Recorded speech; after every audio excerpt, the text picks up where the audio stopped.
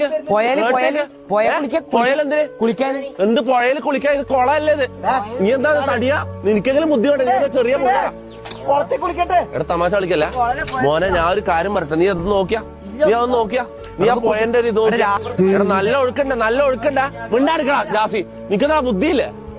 എടാ മമ്മ ആദില ഞാൻ പറയുന്നത് ഒന്ന് ഇങ്ങോട്ട് വാ, ഞാൻ പറയുന്നത് ഇങ്ങോട്ടോ ഒന്ന് കുളിച്ചിട്ട് വരാ. ഇങ്ങോട്ട് വാ ഞാൻ പറയുന്നൊന്ന് കേക്ക്. ഞാൻ പോട്ടോ. അല്ല തിരിച്ചു കയറും. ഞാൻ ഒരു കാര്യം പറഞ്ഞു. ഒരു അടിയൊഴുക്ക് എന്ന് പറഞ്ഞൊരു സംഭവം ഉണ്ട്. കാണുമ്പോ പുഴ നോർമൽ ഉള്ള പോലെ തോന്നുന്നത്. അടിയൊഴുക്കുണ്ട്.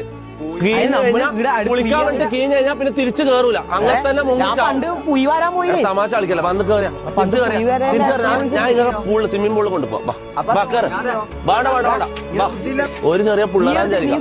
നീ മുതുക്കല്ലേ? ഇതാ ഈ മുതുക്ക് വരുന്നത് ഏറ്റവും കാപ്പ്.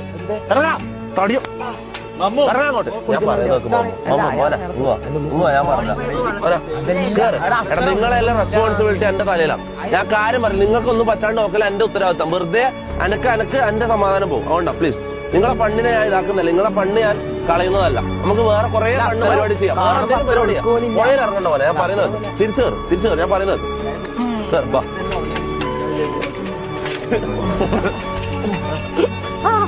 നീ എന്താടാ പിള്ളേർക്ക് ബുദ്ധിയില്ലാന്ന് വിചാരിക്കാം. നീ ഒരു മുതുക്കല്ലടാ. നീയല്ലേ പറഞ്ഞു മനസ്സിലാക്കാം.